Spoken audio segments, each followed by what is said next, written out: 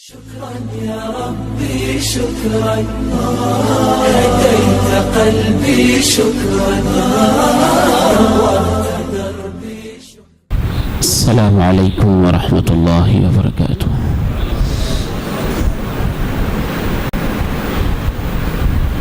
الحمد لله نحمده ونستعينه ونستغفره ونعوذ بالله من شرور أنفسنا ومن سيئات أعمالنا. أشهد أن لا إله إلا الله وحده لا شريك له وأشهد أن محمدا عبده ورسوله صلى الله عليه وعلى آله وصحبه وسلم. اللهم صل على محمد وعلى آل محمد كما صليت على إبراهيم وعلى آل إبراهيم إنك حميد مجيد. اللهم بارك على محمد وعلى آل محمد كما باركت على إبراهيم وعلى آل إبراهيم إنك حميد مجيد. رب اشرح لي صدري ويسر لي أمري واحلل عقدة من لساني يفقه قولي. اللهم طهر قلبي من النفاق وعملي من الرياء ولساني من الكذب وعيني من الخيانة فإنك تعلم خائنة الأعين وما تخفي الصدور. أما بعد، فأعوذ بالله السميع العليم من الشيطان الرجيم من همزه ونفخه ونفثه. بسم الله الرحمن الرحيم. اقرأ باسم ربك الذي خلق خلق الإنسان من علق اقرأ وربك الأكرم الذي علم بالقلم علم الإنسان ما لم يعلم. انتہائی قابل قدر اساتذہ و مشائخ، بہت ہی عزت کے لائق مہمانان گرامی، بہت ہی قابل شفقت اس عظیم مرکز کے ہونہار طلبہ،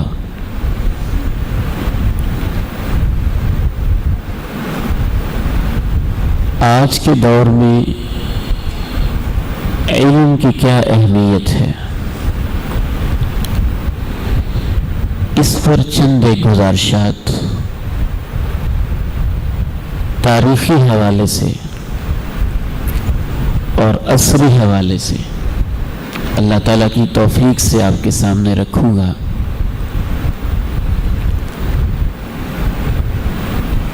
نبی کریم صلی اللہ علیہ وسلم جب دنیا میں تشریف فرما نہیں ہوئے تھے، اس وقت دو بنیادی امپائرز تھی، دو بنیادی سپر پاورز جن کو کہا جاتا ہے، ایک رومن امپائر، ایک بیزنٹائن امپائر۔ جو رومی حکومت تھی یہ لوگ عیسائی تھے، جو بیزنطینی ریاست تھی جس میں ایران اور پرشیا کا سارا علاقہ آتا ہے، یہ بائی فیتھ عقیدے کے لحاظ سے پارسی تھے، مجوسی تھے، آگ پرست تھے۔ نبی کریم صلی اللہ علیہ وسلم کی آمد سے پہلے ان کی اخلاقی حالت، معاشرتی حالت، خاندانی زوال، سیاسی ابتری اپنی آخری حدوں کو اس حد تک چھو رہی تھی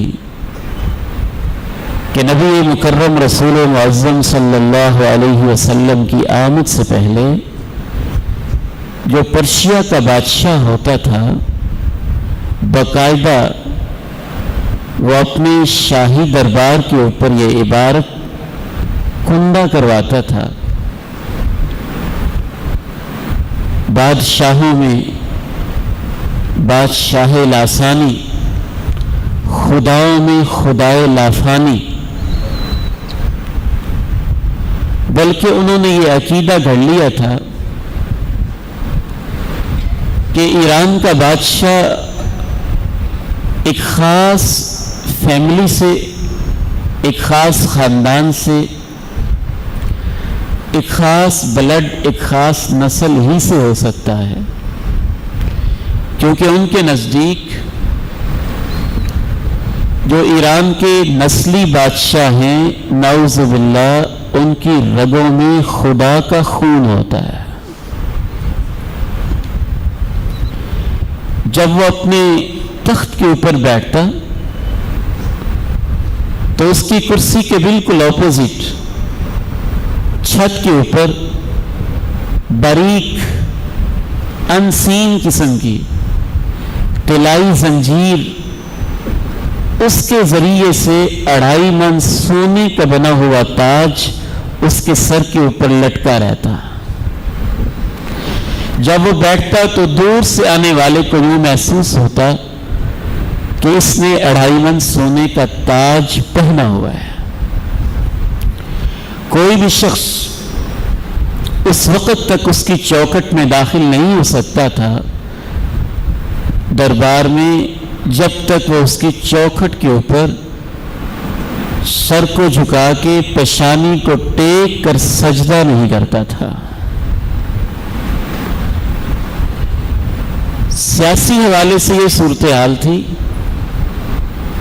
اور جو ان کی معاشرتی ابتری تھی، اخلاقی تنزلی تھی، اور جو اخلاقی گراوٹ کی انتہا تھی، اس میں وہ یہاں تک پہنچ چکے تھے کہ باقاعدہ ایک فلسفی ڈیولپ کی گئی، وہ ایک فرقہ بنا، وہ ایک نظریہ بنا، اور اس کے ساتھ بہت سارے لوگ وابستہ ہو گئے جنہوں نے یہ سلوگن اور یہ شعار دیا کہ یہ مذہبی پابندیاں، یہ رشتے اور ناطے، یہ نکاح کے سلسلے فضول چیزیں ہیں، اجارہ داریاں ہیں۔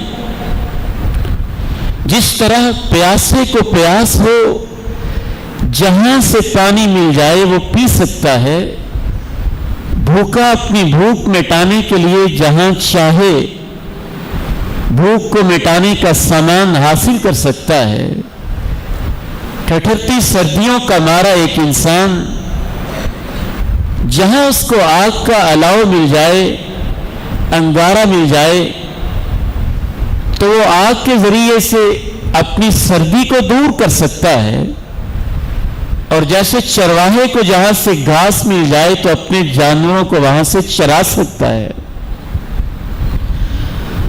ظالم کچھ ایسے نام نہاد فلاسفرز پیدا ہوئے جنہوں نے یہ کہا کہ جس طرح بھوکا بھوک مٹانے میں آزاد، پیاسا پیاس بجھانے میں آزاد، چرواہا گھاس کو کاٹنے میں آزاد ہے، اسی طرح ایران کا ہر نوجوان اپنی خواہش کو پورا کرنے کے لیے کسی کی بہو بیٹی اور عزت کے ذریعے سے اپنی جنسی پیاس اور بھوک کو مٹانے میں آزاد ہے۔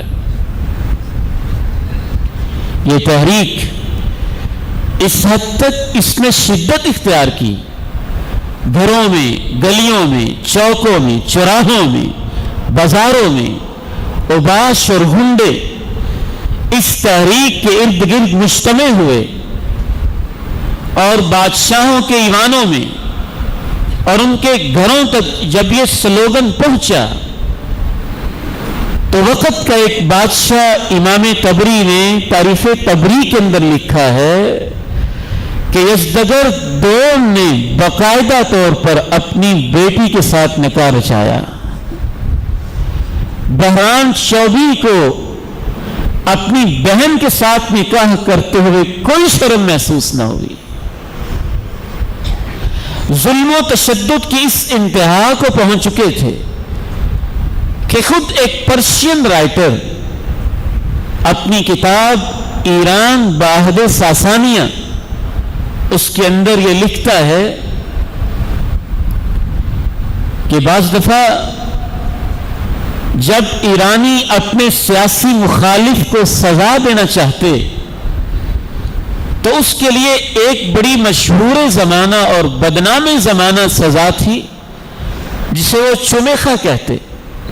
اس چمیخے کا مطلب یہ ہوتا ہے، چمیخے کی سزا، نام ہی اس کا یہ تھا کہ جس کو سزا دینی ہے اس کے لیے 2 کشتیاں بنائی جائیں اس انداز میں کہ وہ ایک دوسرے پہ جفت ہو جائیں، فٹ ہو جائیں. جس کو سزا دینی ہے دونوں کشتیوں کے درمیان میں اسے پیوست کیا جاتا، اس کے ہاتھ، پاؤں اور منہ اسے کسی طریقے سے باہر رہنے دیا جاتا، اور پھر ملاح کو بٹھا کے کشتیوں کو سمندر میں چلا دیا جاتا. جب وہ یوں اپنے ہاتھ مارتا اور زبان سے آہیں بھرتا اور اس کی چیخیں آسمان تک بلند ہوتی تو سمندری مخلوقات اپنی بھوک کو مٹانے کے لیے اس کے گوشت کو نوچتے تو اس کی چیخوں کے اوپر بادشاہ سب لوگوں کو یہ باقاعدہ ندا لگاتا کہ ہمارے مخالفوں کا حشر ایسے ہی ہوتا ہے. ایک بک ہے آکسفورڈ ڈکشنری، اس کا رائٹر جہاں سی کا الفابیٹ آتا ہے نا تو وہاں کلوسیم کا ایک لفظ ہے. اس کلوسیم کے لفظ کو ایکسپلین کرتے ہوئے وہ لکھتا ہے کہ ایک ایسا اکھاڑا ہوتا تھا جس کا بنیادی مقصد تو فوجی ٹریننگ تھی، فوجیوں کو مشق دینا.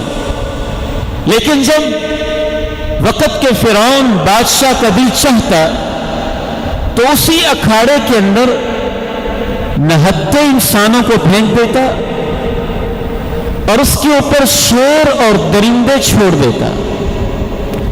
جب وہ شیر اور چیتا اس معصوم انسان کے چیتھڑے اڑا کے خون کے فوارے اس کے جسم سے پھوٹتے اور چیخیں بلند ہو کے ایک ایکو کا سماع پیدا کرتی تو وہ ظالم انسان اس چیخ کی ایکو کے اوپر اور تڑپتے لاشوں کے اوپر شراب اور کباب کی محفل سجایا کرتے تھے. اخلاقی حوالے سے زوال، معاشرتی حوالے سے زوال، اور ظن غالب یہ ہے کہ اللہ کے پیارے نبی علیہ الصلاۃ والسلام اخلاقی زوال کی اس گہرائیوں سے کسی حد تک ضرور آگاہ اور واقف تھے، کیونکہ مکہ مکرمہ ایک بین الاقوامی شہر تھا، ہر طرف سے لوگ وہاں آتے تھے، اور خود جو آپ کا خاندان تھا ان کا کاروبار بھی امپورٹ ایکسپورٹ کا تھا، اور وہ ایک انٹرنیشنل لیول کا بزنس ہوتا ہے جس میں دوسرے ممالک کی طرف چیزیں برآمد کی جاتی ہیں اور دوسرے ممالک کی کچھ مصنوعات اپنے ملک میں امپورٹ کی جاتی ہیں اور برآمد کی جاتی ہیں. تو جو لوگ اس کاروبار سے وابستہ ہوتے ہیں وہ بین الاقوامی حالات سے فطری طور پر آگاہ ہوتے ہیں، اور اسی حوالے سے جو ایک بین الاقوامی شہر کا رہنے والا ہو اور ایسے خاندان سے تعلق رکھتا ہو جو رحلت الشتاء والصیف کا عادی ہو اور کاروباری لحاظ سے دنیا گھومنے پھرنے والے لوگ ہوں، وہ یقیناً اس طرح کے حالات و معاملات سے آگاہ ہوتے ہیں. اچھا، یہ لوگ تو وہ تھے جن کے بارے میں ہم سوچ سکتے ہیں کہ ان کے پاس آسمانی ہدایت نہیں تھی، اور بر صغیر کا یہ علاقہ جہاں پہ اس وقت میں اور آپ بیٹھے ہوئے ہیں، ہمارے اوپر تو اللہ کا اتنا احسان ہے کہ جب اللہ کے پیارے نبی علیہ السلام جس دور میں اسلام کا جھنڈا لہرا رہے تھے، بر صغیر کے اندر ذات پات کی تقسیم اپنی انتہاؤں کو اس انداز میں چھو رہی تھی کہ برہمن، کھتری، ویش اور شودر کی تقسیم صرف یہی نہیں کہ شودر ذات سے تعلق رکھنے والے علم حاصل نہیں کر سکتے تھے، بلکہ ان کے حصول علم کے اوپر اتنی سخت پابندی تھی کہ منو جی کے بنائے ہوئے قانون میں آج بھی یہ بات لکھی ہوئی ہے، شودر کو کوئی حق نہیں پہنچتا کہ وہ وید کا کوئی اشلوک سنے۔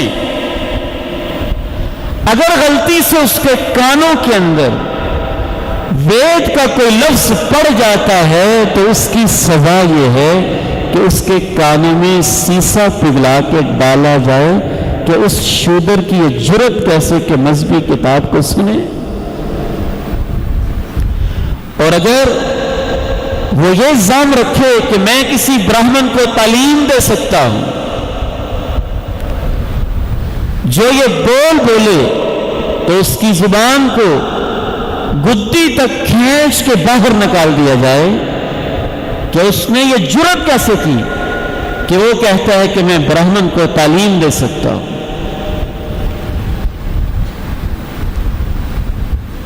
اس سے آگے بڑھتے ہوئے جو رومن امپائر کے لوگ تھے ان کی بڑی ابتر صورتحال تھی۔ میں مزید تفصیلات میں نہیں جاتا، عرب کی صورتحال تو آپ سنتے ہی رہتے ہیں۔ اس ساری صورتحال سے اللہ کے پیغمبر آگاہ تھے۔ فطرت سلیمہ، فطرت عالیہ، عظیم دل، عظیم جذبے اور منفرد دھڑکنوں کے مالک تھے، اور آپ پریشان رہتے تھے کہ دنیا کو کیا ہو گیا ہے، میرے اپنے عرب کے اندر کیا ہو رہا ہے، میری اپنی برادری میں کیا ہو رہا ہے، مذہبی لحاظ سے انسان کس اتھاہ گہرائی کے اندر ڈوب چکا ہے۔ وہ تو صحیح بخاری کی روایت معروف ہے نا کہ صحابی کہتے ہیں کہ ہم جب پوجا اور پرستش کے لیے کوئی چیز نہ ملتی تو ریت کا ہی ایک ڈھیر لگا لیتے اور اسی کی پوجا کر لیتے، ایک پتھر کو پوجتے، جب اس سے دل بھر جاتا تو اسے پھینک کے کوئی اور پتھر تلاش کر لیتے تھے۔ کیا اللہ کے نبی اس صورتحال پہ پریشان نہیں ہوتے ہوں گے؟ سوچتے نہیں ہوں گے؟ آپ پلان نہیں کرتے ہوں گے؟ منصوبے نہیں بناتے ہوں گے کہ میں نے دنیا میں انقلاب کیسے برپا کرنا ہے، تبدیلی کیسے لے کے آنی ہے، ریولوشن کا آغاز کہاں سے کرنا ہے، ریفارمیشن کی جو تحریک ہے اس کا نقطہ آغاز کیا ہوگا، اور جس طریقے سے دنیا کو بدلنا چاہیے اس کا انداز کیا ہوگا۔ یقیناً آپ پریشان رہتے تھے، سوچتے رہتے تھے، اور اسی سوچ کے اندر مکہ مکرمہ کی آبادیوں سے دور خلوتوں میں سکون ملتا ہے، غور و فکر کے چانسز بڑھ جاتے ہیں۔ خلوت کے لمحوں میں انسان کے خیالات جو منتشر ہوں وہ مجتمع ہو جاتے ہیں، زیادہ سوچتا ہے انسان اور بہتر طریقے سے سوچ سکتا ہے۔ یہی سوچ آپ کو غار حرا لے جاتی۔ وَكَانَ يَتَحَنَّسُ بِحِرَاءَ اللَّيَالِيَ ذَوَاتِ الْعَدَدِ، کئی راتیں وہاں قیام کرتے، سوچتے رہتے رب کی وحدانیت میں، اس کی توحید میں، اس کی عظمت میں، انسانیت کی اصلاح میں۔ یہ سوچتے سوچتے آپ علیہ الصلوۃ والسلام کبھی بہت پریشان بھی ہو جاتے۔ اب آئیے اصل پوائنٹ کی طرف۔ اتنی بگڑی ہوئی دنیا کو درست کرنے کے لیے، اللہ کے پیغمبر کی پریشانیوں کو سمیٹنے کے لیے اور آپ کی انگلی کو پکڑنے کے لیے جو سب سے پہلا آسمانوں سے پیغام آتا ہے وہ یہ آتا ہے، اقرا بسم ربک الذی خلق، خلق الانسان من علق، اقرا وربک الاکرم الذی علم بالقلم علم الانسان ما لم يعلم۔ دوبارہ سنیں، اس پہ تو سب کو اتفاق ہے نا، یہ پہلی وحی ہے. اور یقیناً الفاظ میں غور کریں. اقرا بسم ربک الذی خلق خلق الانسان من علق اقرا وربک الاکرم الذی علم بالقلم علم الانسان ما لم يعلم. صرف یہی نہیں کہ اقرا سے آغاز ہوتا ہے، پڑھو. منہج کیا ہے، سلیبس کیا ہے، مقصد کیا ہے، وسائل تعلیم کیا ہے اور ذرائع تعلیم کیا ہے، اہداف تعلیم کیا ہے، مقاصد کیا ہے، منزل کون سی ہے، یہ سب کچھ پہلی وحی کے اندر اللہ رب العزت بیان کر دیتے. جس سے میں تو پوری دیانتداری کے ساتھ جس نتیجے تک پہنچتا ہوں وہ یہی ہے کہ بگڑی ہوئی دنیا، تاریکیوں میں ڈوبی ہوئی دنیا، ٹامک ٹوئیاں مارتی ہوئی دنیا، رشتوں کو بھلا دینے والی دنیا، بادشاہوں کی پجاری دنیا، سیم و زر کو معبود سمجھنے والی دنیا، پتھر کے سامنے پیشانی کو نیاز کرنے والا اور جبین کو جھکانے والا انتہائی گیا گزرا انسان، اپنی بیٹی تک کو جنسی بھوک مٹانے کے لیے معاف نہ کرنے والا انسان، اپنے پاؤں کو گرمائش پہنچانے کے لیے غلاموں کو ذبح کر کے اس کے پیٹ کے اندر پاؤں رکھ کے گرم خون کے ذریعے صرف تپش دینے والا انسان، نہتے انسانوں کو کلوسیم کے اکھاڑے میں ڈال دینے والا انسان، جوئے کی عادت کے اندر مبتلا انسان، شراب کے نشے میں دھت انسان، اخلاقی گراوٹ کا شکار انسان، سب کی اصلاح کے لیے اگر رب العالمین کی طرف سے ایجنڈا دیا جاتا ہے تو وہ یہ دیا جاتا ہے کہ اے میرے حبیب، اگر دنیا کو بدلنا چاہتے ہیں تو میرے نام سے علم کا سفر شروع کر دیں. یہ پہلا پوائنٹ ذہن میں رکھیے. آج کے دور میں علم کی اہمیت، آج کا دور بس غلاف بدلے ہیں، چہرے بدلے ہیں، سلوگن بدلے ہیں، انداز بدلے ہیں، جال بدلے ہیں، باقی انسان اسی طرح کا ہی ہے. اس کے اندر کی وحشتیں، اس کے اندر کی درندگیاں، عقائد کی گمراہیاں، فکر کی پستیاں، نظریات کے اندر مختلف ٹامک ٹوئیاں مارنے والا انسان آج بھی اسی طرح بھٹک رہا. تھوڑا سا کمپیریزن میں آپ کو کر دیتا ہوں. اس دور کے انسان نے یہ فلسفہ گڑھا کہ رشتے اور ناطے کچھ نہیں ہوتے، ہر انسان جہاں چاہے جیسے چاہے پیاس مٹائے. بعین ہی یہی الفاظ 20ویں صدی کے ایک فلاسفر نے استعمال کیے. اس ظالم انسان نے اپنے ناول کے اندر یہ لکھا کہ جس طرح پیاس بجھانے کے لیے پانی پلانا عبادت ہے، بھوک مٹانے کے لیے نوالے کھلانا عبادت ہے، اس ظالم انسان نے یہ شیطانی الفاظ کہے. اگر کوئی عورت کسی نوجوان کو جنسی تسکین کے لیے اپنا وجود پیش کرتی ہے تو نعوذ باللہ یہ نیکی کا کام ہے. اور وہ آپ بھول گئے 50 ملکوں کے لوگ آج کے اس دور کے اندر جمع ہوتے ہیں اور قرارداد کیا ہے جی؟ مردوں کو مردوں کے ساتھ شادیوں کی اجازت ہونی چاہیے. آج کا انسان سابقہ انسان سے کچھ مختلف تو نہیں ہے. ٹولز ہی بدلے ہیں اس نے، درندگی تو وہی ہے، سفاکیت تو وہی ہے، بربریت تو وہی ہے. اور اس شخص کو آپ بھول گئے جو قبرستانوں کے اندر جا کے 9 تدبین سنا، नौजवान बेटियों की लाशों और कब्रों के ऊपर से मिट्टी और सलेपे उठाकर बदकारी करके अपना मुंह काला किया करता था।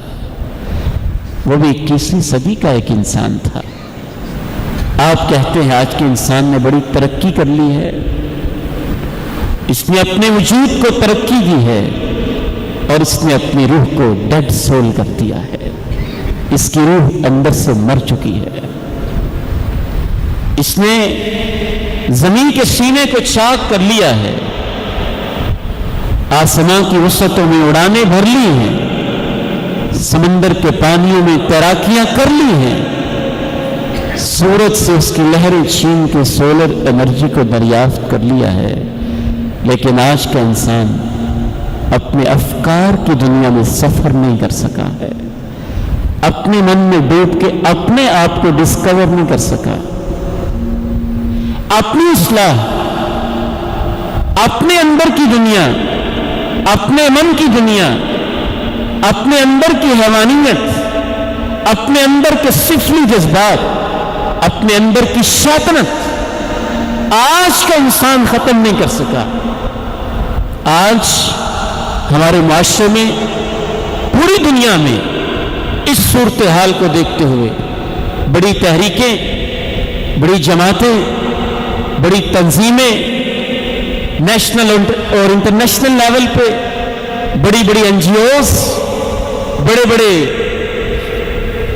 सियासी वडेरे, बड़े बड़े मजहबी पेशवा पूरे मैदान के अंदर है और हर एक के पास एक ऐसा स्लोगन है जिसके जरिए वो कहता है कि मैं ऐसे दुनिया की इस्लाह करूंगा और इसके हालात को बदलूंगा।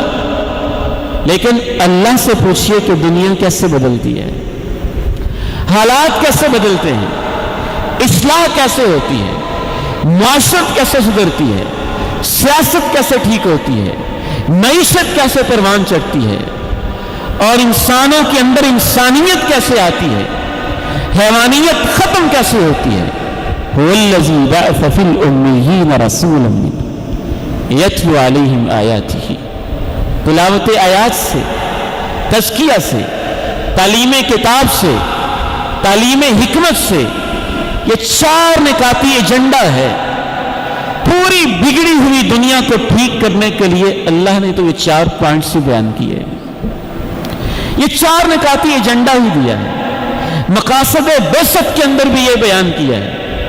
पूरा कुरान मजीद भी इससे भरा पड़ा है। याद रखिए, आज का इंसान जितने मर्जी दावे कर ले कि मैं ऐसे इंसान को ठीक कर लूंगा, मैं ऐसे इस्लाह कर लूंगा, मैं ऐसे इस्लाह कर लूंगा, मैं ऐसे इस्लाह कर लूंगा, जो भी दावा करता चला जाए, लक़द कान लकुम फ़ी रसूलिल्लाहि उस्वतुन हसना, हमारे लिए तो मॉडल अल्लाह के प्यारे नबी अलैहिस्सलातु वस्सलाम है। आपने जो एजेंडा दुनिया को दिया और जो आपसे लोगन लेके निकले और जिससे आपने दुनिया की बेमिसाल, सबसे बड़ी, सबसे अजीम, सबसे जल्दी बर्पा होने वाली और देर पा रहने वाली जिस इस्लाही तहरीक की बुनियाद अल्लाह के प्यारे नबी अलैहिस्सलातु वस्सलाम ने रखी, उसका बुनियादी एजेंडा ही तालीम था। और तालीम भी वो जो बामकसद हो, तालीम भी वो जो कुरान मजीद से इंसान को जोड़ती हो, जो कुरान मजीद की फिलॉसफी, कुरान मजीद के अहकाम मसाइल, कुरान मजीद के बयान किए हुए दस्तूर जिंदगी और मंशूर जिंदगी इंसान को सिखाए और उसके दिलो जान के अंदर उसको पस्त कर दे। इतनी बड़ी फिर तब्दीली रूनुमा हुई। डॉक्टर हमीदुल्लाह रहमहुल्लाह की एक बुक है, उन्होंने फ्रेंच में लिखी थी और उर्दू में उसका तर्जुमा हुआ है। बड़ी खूबसूरत किताब है और पढ़ने वाली है। इदारा तहकीकात इस्लामी इस्लामाबाद से पब्लिश हुई। बहुत बड़े स्कॉलर थे ये, अजीम इंसान थे। लिखने वाले लिखते हैं कि डॉक्टर हमीदुल्लाह रहमहुल्लाह की जिंदगी के जितने अय्याम थे, पूरी اپنی زندگی میں جتنے ان کے دن تھے اگر وہ گنے جائیں اور دوسری طرف یہ دیکھا جائے کہ انہوں نے کتنا کام کیا ہے تو ان کی زندگی کے ہر روز ان کے ہاتھ کے اوپر کوئی نہ کوئی نو مسلم کلمہ پڑھ کے مسلمان ہو جاتا تھا. کام کیا اور عظیم کیا, عظیم تحقیق پیش کی.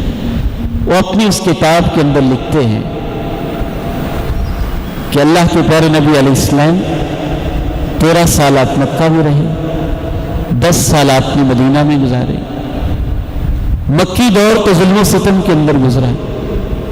مدنی دور کے پہلے جو ہیں 5 سال غزوات کے اندر زیادہ تر رہے اور آخری 2 سال بھی, پھر اس کے بعد بھی صلح کے چند ایک ایام ملے دعوت کا بھرپور کام کرنے کے لیے. چلے پھر بھی آپ 10 سال ٹوٹل بھی شمار کر لیں تو لکھتے ہیں کہ اللہ کے پیارے نبی کی زندگی میں 22 لاکھ مربع کلومیٹر کے علاقے کے اوپر اسلام پھیل چکا تھا. یعلمہم الکتاب والحکمہ. ایجنڈا یہی ہے, تلاوت آیات, تعلیم کتاب, تعلیم حکمت, تزکیہ نفوس, اور آگے یہ بھی کہہ دیا وَإِن كَانُوا مِن قَبْلُ لَفِي ضَلَالٍ مُبِينٍ. گمراہیاں جتنی بھی ہیں ایجنڈا یہی رہے گا تو کامیابی رہے گی. باغ ڈور انہی لوگوں کے ہاتھ میں ہوگی, مشعلیں روشن ہوگی, رہنمائی قرآن سے لی جائے گی تو امت کی ساری کلیں سیدھی ہو جائیں گی, ساری سلوٹیں ٹھیک ہو جائیں گی, ساری کچرویاں درست ہو جائیں گی, بشرطے کہ آپ کا ایجنڈا یہ ہو تلاوت کتاب, تعلیم کتاب, تعلیم حکمت, تزکیہ نفوس, نبوی ماڈل کے مطابق, نبوی اسوہ کے مطابق. میرے محترم بھائیوں, صرف یہی نہیں, وہ کیلکولیشن کرتے ہوئے بتاتے ہیں کہ اگر آپ نبی علیہ السلام کی زندگی کے ایام کو دیکھیں اور مدنی ریاست کے پھیلاؤ کو دیکھیں تو اندازہ یہ ہے کہ اللہ کے پیارے نبی کی زندگی میں ہر روز 822 مربع کلومیٹر کا علاقہ مدینہ کی ریاست میں شامل ہو رہا تھا. کہاں وہ صورتحال کہ بادشاہ کے دروازے میں داخل ہونے کے لیے چوکھٹ پہ جھکنا پڑتا اور 2.5 من سونے کا تاج اس کے سر کے اپوزٹ لٹکا ہوتا, اور کہاں چند سالوں کے بعد وہ تبدیلی کہ عمر فاروق ننگی زمین کو فرش بنائے لیٹا ہوا ہے, ایک پتھر کو تکیہ بنایا ہوا ہے, نیل گو آسمان کو چھت بنایا ہوا ہے, اور 40 لاکھ مربع کلومیٹر کے اندر انصاف تقسیم کر رہا ہے. اتنی بڑی تبدیلی کب کسی نے دیکھی ہوگی؟ آج بھی اگر آپ معاشرے کے اندر تبدیلی چاہتے ہیں تو قرآن مجید کی تعلیم کو عام کرتے ہیں. یہ اندر کو بدلتا ہے, یہ رگوں ریشوں میں اترتا ہے, یہ رگوں میں سرایت کرتا ہے. اس حد تک عام کر دیں ہر انسان کے اندر اتر جائے, دل میں اتر جائے, ہڈیوں میں اتر جائے, گودوں میں اتر جائے, رگوں ریشوں میں سرایت کر جائے, دل کی دنیا کو بدل دے.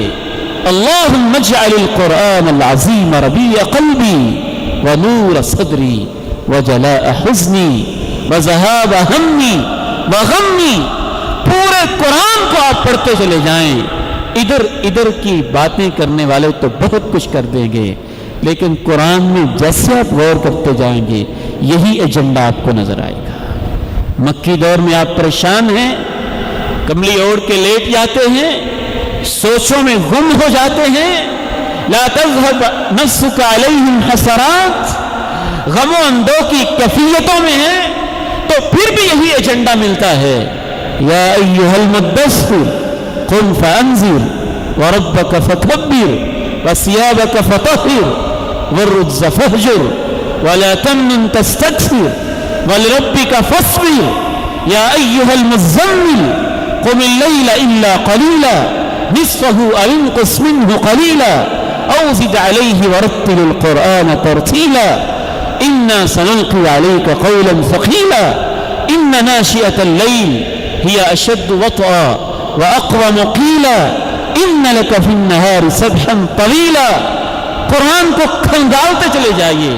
یہی بات آپ کو ملے گی کہ اگر آپ دنیا کی اصلاح چاہتے ہیں, نفس کی اصلاح چاہتے ہیں, خاندان کی اصلاح چاہتے ہیں, معاشرے کی اصلاح چاہتے ہیں, ملک و ملت کی اصلاح چاہتے ہیں, پوری قوم کی اصلاح چاہتے ہیں, تو اس کا بنیادی ایجنڈا تلاوت آیات ہے, تعلیم کتاب ہے, تعلیم حکمت ہے اور تزکیہ نفس ہے. آخری 5 منٹ کے اندر ایک دو اور باتیں کر کے میں آپ سے اجازت چاہوں گا. بالخصوص آج کے اس دور میں اس تعلیم کی اس لیے بھی زیادہ ضرورت ہے. تعلیم کی کمی نہیں ہے. آج جگہ جگہ سکولز ہیں, کالجز ہیں, یونیورسٹیز ہیں, انسٹیٹیوشنز ہیں, اکیڈمیز ہیں, ادارے ہیں, ایوننگ کلاسز ہیں, نائٹ کوچز ہیں, ٹیوشن کے لمبے چوڑے سلسلے ہیں, اور بچے کا اتنا وزن نہیں جتنا اس کے بیگ کا وزن ہے. بڑی معذرت کے ساتھ ہم تعلیم, ڈگری, اس کی مخالفت نہیں کرتے. اللہ کے فضل سے اس بندہ فقیر نے خود پڑھا ہے, دنیاوی اداروں میں خیر بھی ہے, کالجز میں پڑھایا بھی ہے, یونیورسٹیز کو دیکھا بھی ہے, PhD تک تعلیم بھی حاصل کی ہے. سب ہماری ضرورت ہے, لیکن افسوس اور دکھ اس بات کے اوپر ہے, بڑی معذرت کے ساتھ ہمارے یہ اسکول, کالجز, انسٹیٹیوشنز, یہ ادارے علم نہیں دے رہے, یہ ڈگریاں بانٹ رہے ہیں, اور وہ بھی بغیر کسی مقصد کے. چھوٹا سا مقصد ہے بس, ملازمت, جاب, چند پیسے, برسر روزگار ہو جانا, کوئی بڑا مقصد. اور ملازمت بھی سائنس اور ٹیکنالوجی بھی ہمیں مغرب نے دی تو ایک لیول تک بس. ان کے اندر لوگ پیدا ہوں تو ایک سطح کے کلرکی کر لیں, فائلیں اٹھا لیں, چند چیزیں لکھ لیں, لیکن یہ کہ اتنی فلسفی حاصل کر لیں کہ یہ خود ایجادات کے لائق ہو جائیں اور خود کو دنیا کو دینے والے بن جائیں. آپ مجھے بتائیے کہ ہم 60-70 سال سے طبقاتی نظام تعلیم کے اندر پس رہے ہیں, اس سے ہم نے دنیاوی ترقی کتنی کر لی ہے. میں تو بڑے افسوس سے کہتا ہوں, الٹا لوگ کوستے ہمیں, کہتے ہیں جی آپ نے مدرسے میں کیا کر لیا ہے, دنیا چاند پہ پہنچ گئی ہے, یہ ہو گیا, وہ ہو گیا. میں حیران ہوتا ہوں اس سے زیادہ خلاف عقل بات کیا ہوگی, اس سے زیادہ خلاف عقل بات کیا ہوگی کہ ایک میڈیکل کالج ہو اور میں وہاں کے پرنسپل سے جا کے کہوں کہ اس میڈیکل کالج کے اندر تم نے کتنے انجینئر پیدا کر لیے. وہ کہے گا جناب قاری صاحب ہوش کے ناخن لیں, آپ کو کیا ہو گیا, یہ میڈیکل کالج ہے, یہاں سے ڈاکٹر ہم نے پیدا کرنے ہیں. آپ ہم سے پوچھتے انجینئر کتنے پیدا ہو گئے. محترم بھائیوں اور بزرگوں, اور خصوصاً میرے نوجوان بیٹوں اور عزیزوں, اللہ رب العزت کو گواہ بنا کے کہتا ہوں, ضرورت اس بات کی نہیں ہے جو ہمیں درس دیا جاتا ہے, ضرورت اس بات کی ہے کہ آپ قرآن کی آواز کو اسمبلی میں لے جائیں, کالج میں لے جائیں, یونیورسٹی میں لے جائیں, ایوانوں میں لے جائیں, سینٹ میں لے جائیں, اور جس طرح آپ نے اسلامیات لازمی کا ایک چھوٹا سا سبجیکٹ برائے نام دھوکہ دینے کے لیے رکھا ہوا ہے, تربیت کا پورے اسکول اور کالجز کا نظام مدارس کے حوالے کرنے, ہم آپ کو بتائیں گے تبدیلی کیسے آتی ہے. سوچیں کیسے بدلتی ہیں، کیریکٹر بلڈنگ کیا ہوتا ہے، کردار کی تعمیر کیا ہوتی ہے۔ اور میں آپ سے کہنا چاہوں گا، آپ نے ہمیں ہیرے نہیں دیے، کچھ لوگوں نے دیے، معذرت کے ساتھ یہ گراؤنڈ ریالٹی ہے، ماننا پڑے گا۔ معاشرے نے ہمیں وہ بچے دیے جو کمزور تھے، معاشرے نے مدارس کو وہ بچے دیے جو نابینا تھے، معاشرے نے مدارس کو وہ بچے دیے جو انہوں نے سمجھا کہ شاید کسی اور فیلڈ میں یہ کام نہیں کر سکتے۔ اللہ کے فضل سے ہم نے تو ان بچوں کو بھی پالش کر کے منبر و محراب کا وارث بنا دیا۔ اور آپ ہم سے کیا چاہتے ہیں؟ اور آپ ہم سے کیا ڈیمانڈ کرتے ہیں؟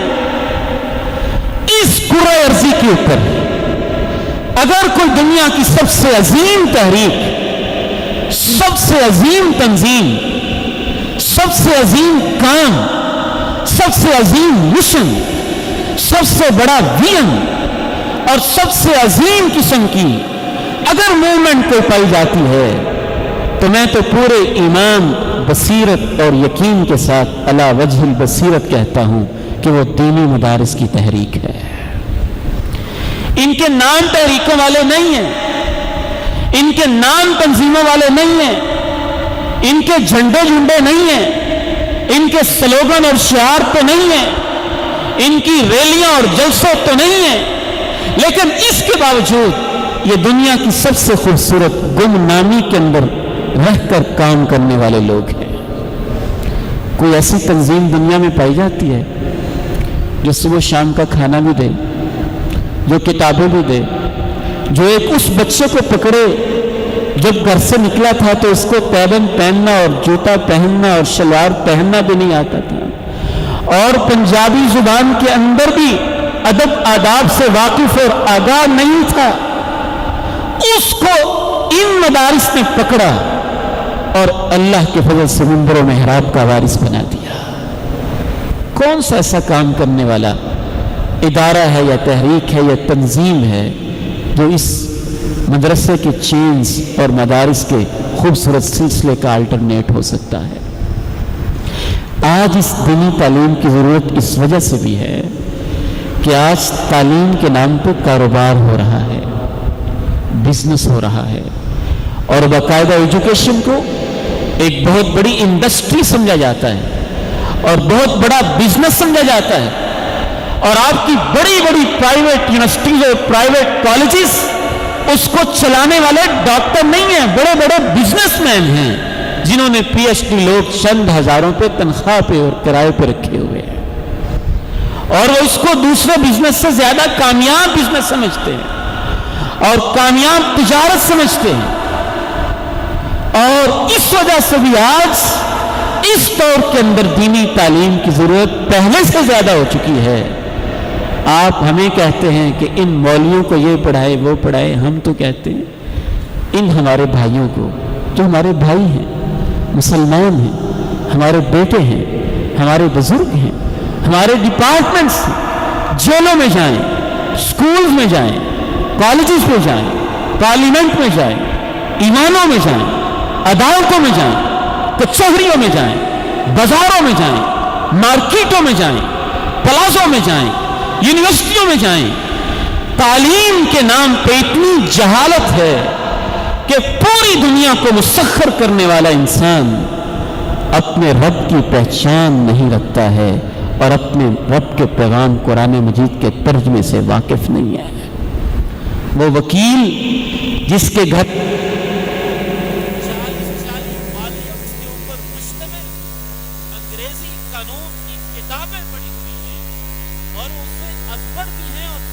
بھی ہے، وہ بیچارہ قرآن مجید کی ایک سورہ بقرہ کا معنی مفہوم بھی نہیں سمجھتا ہے۔ ضرورت اس کو ہے کہ وہ بھی قرآن سمجھے، اس کی بصیرت میں اضافہ ہو جائے۔ ضرورت سیاستدان کو ہے کہ وہ بھی قرآن کو سمجھے، اس کے اندر بھی فکر آخرت پیدا ہو جائے۔ ضرورت ہر اس شخص کو ہے جو انقلاب کا مدعی ہے کہ وہ قرآن مجید کو سمجھے، اور اس اسوہ نبوی پہ عمل کرے جس اسوہ نبوی پہ عمل کرتے ہوئے اصحاب صفہ سے دنیا کے اندر انقلاب پیدا کرنے والے لوگ پیدا ہوئے تھے۔ آپ سمجھتے ہیں انقلاب وردیوں سے آ جاتا ہے، خوبصورت بلڈنگوں سے آ جاتا ہے، ان چیزوں سے آ جاتا ہے۔ فکر کی تبدیلی، سوچ کی تبدیلی، عقیدے کی اصلاح، یہ ضرورتیں ہیں، ہمیں ان سے کوئی انکار نہیں، کوئی مفر نہیں، لیکن یہ جو تعلیمی اداروں نے اکثر و بیشتر نے یہ سمجھ رکھا ہے کہ شاید یہی سب کچھ ہے، ظاہری ٹیپ ٹاپ کے اوپر ہی سارا فوکس ان دنیاوی اداروں کا ہے۔ لاہور کا بڑا ٹاپ کا ایک ادارہ ہے اور لوگ اپنے بچوں کو بھاری بھرکم فیسیں دے کے ایک سیمسٹر کی لاکھوں کے حساب سے فیس دے کے وہاں بھیجتے ہیں۔ وہاں کے ایک بچہ میرے پاس، اس کے والد محترم اس کو لے کے، اسی سال کی بات 2018 کی، بڑے پریشان، کہ لگے میں کیا کروں، یہ بچہ جو ہے اس کے اندر کچھ بری عادتیں۔ میں نے اس کی کونسلنگ کی، میں نے کہا آپ سائٹ پہ ہو جائیں، بچے کے ساتھ میں سٹنگ کرتا ہوں، پوچھتا ہوں کیا معاملہ ہے۔ اس وقت مجھے یہ جان کر اندازہ نہیں کتنا افسوس ہوا جب اس بچے نے مجھے یہ بتایا کہ جس اسکول کے اندر میں پڑھتا ہوں وہاں پر ڈرنکنگ کی باقاعدہ تنظیمیں، گینگز، گروپس ہیں، اور جو بچے شراب نہیں پیتے وہ ان سادہ لوگ بچوں کا مذاق اڑاتے ہیں کہ تم ڈرنکنگ کرتے نہیں ہو، تمہیں کیا پتہ زندگی کیا ہوتی ہے، تم شراب ہی نہیں پیتے، تمہیں کیا پتہ زندگی کیا ہوتی ہے۔ یہ لاہور کے ادارے کی بات کر رہا ہوں، امریکہ اور یورپ کی نہیں۔ کیا اس ادارے کو ضرورت نہیں ہے کہ وہاں انما الخمر والمیسر والانصاب والازلام رجس من عمل الشیطان کی تفسیر ان کو پڑھائی جائے؟ اس ادارے کے سربراہوں کو موت نہیں آنی ہے؟ انہوں نے رب کا سامنا نہیں کرنا ہے؟ جو اپنی نگرانی کے اندر معصوم بچوں کو ایسے کاموں پہ آزادی دے کر لگا رہے ہیں، یہ آج سے کوئی 20 سال پہلے کی بات ہے، سال بڑی جلدی گزرتے ہیں۔ 97-98 کے اندر میں اسلام آباد پڑھتا تھا، تب بھی اللہ کے فضل میں وہاں ایک مسجد میں جمعہ پڑھاتا تھا۔ جمعہ پڑھا کے فارغ ہوا، ایک نوجوان میرے پاس آیا، اب میں اس کالج کا نام نہیں لیتا، اسلام آباد کا بڑا نامی گرامی کالج تھا، مجھ سے آ کے پوچھنے لگا، وہ عبید بھائی، میں نے کہا جی پیارے بھائی کیا پوچھنا چاہتے ہیں آپ پوچھیں۔ کہنے لگا کہ کیا اسلام میں لڑکیوں کے ساتھ دوستی کرنے کی کوئی اجازت نہیں ہے؟ میں نے کہا کوئی اجازت نہیں ہے، واقعتاً اجازت نہیں ہے، واقعتاً اجازت نہیں ہے۔ ہمارا دین اتنا تنگ ہے کہ کسی لڑکی سے ہم ہاتھ ہی نہیں ملا سکتے، وہ ہماری کلاس فیلو، اس کی باہوں میں باہیں نہیں ملا سکتے، اس کے ساتھ بیٹھ نہیں سکتے، گپ شپ نہیں کر سکتے۔ کیا ان میرے نوجوان بیٹوں کو سورہ نور پڑھانے کی ضرورت نہیں ہے؟ ان کو یہ تربیت لینے کی ضرورت نہیں ہے؟ میں نے اسے پیار سے سمجھایا، ظاہر ہے وہ نوجوان ہے، اس بیٹے کو ماحول ہی ایسا ملے۔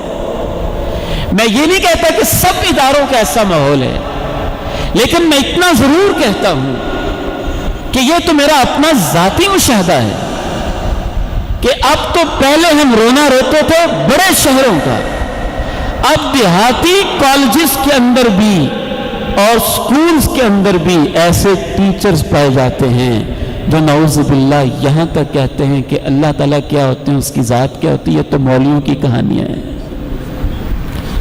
بہت دور نکل چکے ہیں لوگ، اور قرآن کے ساتھ جوڑنے کی بہت زیادہ ضرورت ہے۔ اللہ تعالیٰ سے دعا ہے اس خوبصورت ہماری اس نشست کو اللہ تعالیٰ قبول فرمائے، اور ہمارے اس ادارے کے بزرگ حضرت قاری ابراہیم صاحب، میرے بڑے ہی پیارے فاضل بھائی قاری سہیب صاحب، ان کی ساری ٹیم، اللہ ان کی محنت کو قبول فرمائے، دور دور سے آنے والے لوگ اور یہ پیارے اسٹوڈنٹس اور طلبہ، اللہ تعالیٰ ان سب کا بیٹھنا بھی قبول فرما لے۔